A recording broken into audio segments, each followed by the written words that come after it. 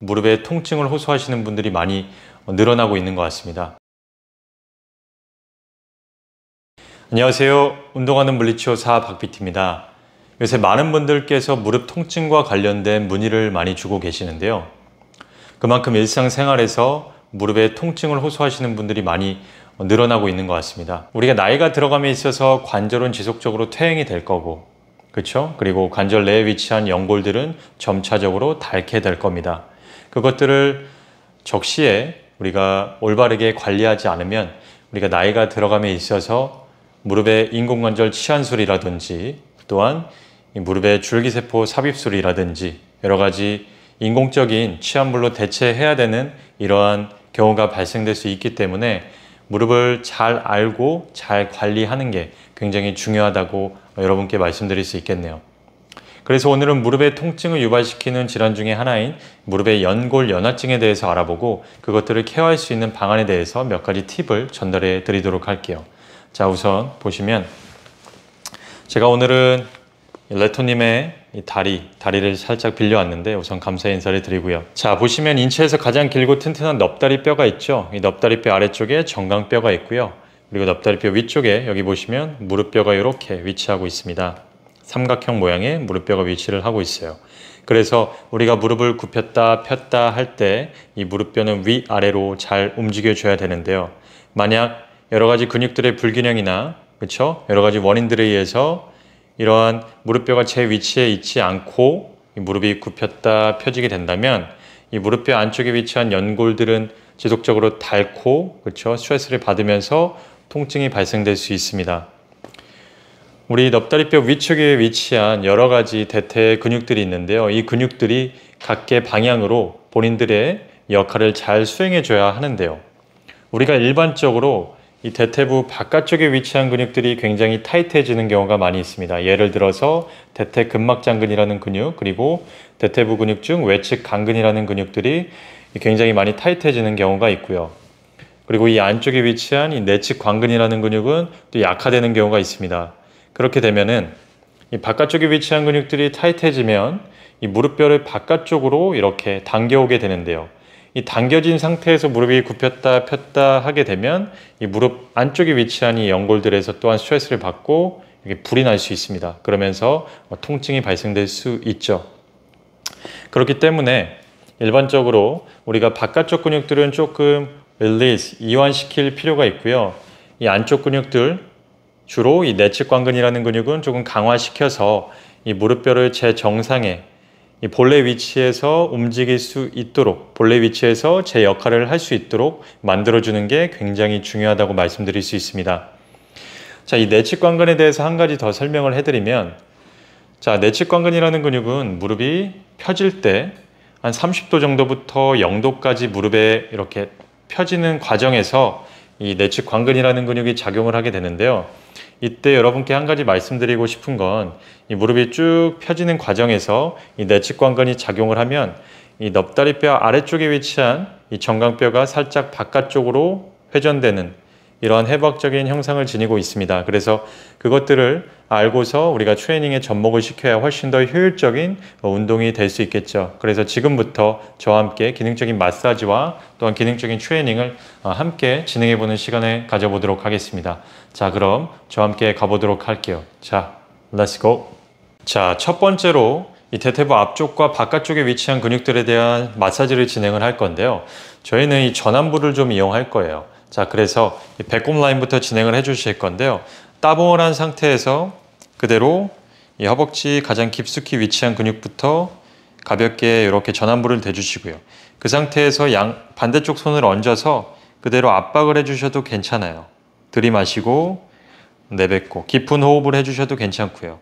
조금씩 더 내려가면서 들이마시고 내뱉고 이렇게 해주셔도 되고, 자, 따봉을 한 상태에서 그대로 터치 하면서 이렇게 쭉쭉 터치 한다는 느낌으로 근육 부위를 이렇게 마사지 해주셔도 좋거든요. 이때는 자, 저희가 따봉한 손가락이 바깥쪽, 안쪽에서 바깥쪽으로 이렇게 회전한다는 느낌으로 이렇게 가시면 좋을 것 같고요.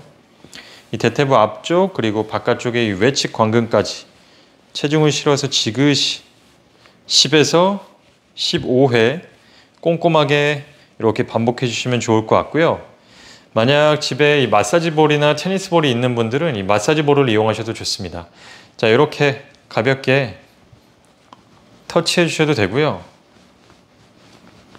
아니면 반대쪽 손을 이용해서 그대로 압박해 주셔도 됩니다. 그대로 압박. 그대로 압박. 똑같이 이것도 부담 없는 선에서 가볍게 근육 결의 반대 방향으로 지그시 진행해 주시면 좋을 것 같아요. 그래서 이렇게 마사지 볼이나 또는 이 전환부를 이용해서 10에서 15회 부담 없는 선에서 2에서 3세트 정도 반복해 주시면 좋을 것 같아요. 자, 두 번째는 이 대퇴근막장근이라는 근육에 대한 이 마사지 볼을 이용해서 스트레칭을 진행을 할 건데요. 자, 우선 배꼽 옆에 톡 튀어나온 뼈 라인을 하나 잡아주시고요. 그 상태에서 이 바지 주머니 있죠? 그 사이에 이 볼을 위치한다고 생각하시면 됩니다. 자, 그 상태에서 벽 가까이 위치해 준 상태 그대로 마사지 볼을 체중을 이용해서 압박을 해주시면 돼요. 그 상태에서 들이마시고 쉬, 깊게 천천히 들이마시고 내뱉고 쉬, 조금씩 더 내 몸이 이 벽 안으로 들어간다는 느낌. 그러면서 이 마사지 볼이 대퇴근막장근이라는 근육을 스트레칭 시키고 있겠죠. 들이마시고 내뱉고 쉬. 이렇게 10에서 15회 했으면 조금 더 앞쪽으로 이동시키셔서요. 그대로 똑같이 가볍게 압박. 자, 압박한 상태에서 가볍게 좌우로 터치하면서 움직여 주셔도 좋아요. 조금 더 아래쪽에 위치시킨 상태에서 터치. 마사지는 꼼꼼하게 진행해 주시면 좋을 것 같아요. 그래서 이것도 10에서 15회 가볍게 한번 마사지 볼을 이용해서 진행해 주시면 좋고요. 만약 마사지 볼이 없다고 가정을 하시면 주먹으로 해주셔도 좋아요. 자, 그대로 너클을 만들어서 대퇴근막장근이라는 근육에 이렇게 대신 상태에서 그대로 벽에 가볍게 위치시키시는 겁니다. 대신에 손목이 불편하지 않은 정도. 그 상태에서 똑같이 가볍게 압박. 들이마시고 내뱉고 쉬, 깊게 똑같이 위치를 조금 더 옮겨서 그대로 가볍게 압박. 그렇죠. 이렇게 10에서 15회 3세트 정도 가볍게 한번 진행해 보시면 좋을 것 같아요. 첫 번째 내측 관근에 대한 운동을 진행을 할 건데요. 수건을 하나 준비해 주시고요. 수건을 이렇게 가볍게 말아서 운동하고자 하는 쪽 요 오금 아래쪽에 가볍게 이렇게 내려주시고요. 그 상태에서 반대쪽 무릎은 가볍게 굽혀주시고 그대로 천장을 바라보고 누워주세요. 자, 턱 당기고 어깨는 바닥에 견고하게 고정하시고요. 양쪽 손바닥 바닥에 가볍게 대주시는 겁니다. 자, 그 상태에서 내가 운동하고자 하는 쪽 무릎 반대편에 이제 수건이 느껴지시죠? 자, 그 상태에서 이제 저희는 뒤꿈치를 바닥에서 가볍게 들어 올릴 건데요. 뒤꿈치를 그냥 들어 올린다라는 생각보다는 이 무릎 아래쪽에 있는 수건을 가볍게 눌러준다라고 상상하시면 훨씬 더 도움이 많이 될 것 같아요. 자, 그 상태에서 발목이 안쪽으로 가는 게 아니라 살짝 중간선에서 바깥쪽에 위치하게끔 이렇게만 설정을 해주시면 훨씬 더 효율적인 운동이 될 것 같아요. 자, 한번 같이 한번 가볼게요. 자, 코로 들이마시고 입으로 내뱉으면서 내 무릎 반대편에 있는 수건을 가볍게 한번 눌러볼까요? 출발. 하나, 둘, 셋, 넷, 다섯, 힘 빼고. 자, 무릎에 신경 쓰다 보면 어깨가 바닥에서 들리고 턱이 하늘로 이렇게 들어 올려지는 경우가 있습니다. 턱은 가볍게 당기시고요. 어깨는 바닥에 견고하게 고정해서 몸통의 힘을 함께 활용해 주시는 게 훨씬 더 효율적이겠죠. 자, 코로 들이마시고 입으로 내뱉으면서 다시 한번 진행해 볼게요. 자, 들이마시고 내뱉고 하나, 둘, 셋, 넷, 다섯, 힘 빼고. 다시 한번 가볼게요. 들이마시고 내뱉고 하나, 둘, 셋, 넷, 다섯, 힘 빼고. 이제는 버티는 거 없이 반복적으로 한번 진행해 보도록 하겠습니다. 자, 들이마시고 내뱉으면서 무릎 반대편에 있는 수건 눌러 볼게요. 자, 출발. 하나, 천천히 버티면서 내리고 다시 들이마시고 내뱉기. 둘, 천천히 버티면서 내리고, 다시 들이마시면서 내뱉으면서 누르기, 셋, 좋아요. 다시 들이마시고 내뱉으면서 넷, 그렇죠. 천천히 버티면서 내리세요. 다시 들이마시고 내뱉으면서 다섯, 그렇죠. 공중에서 견딜 수 있는 이 시간을 조금씩 늘려가시면 좋습니다.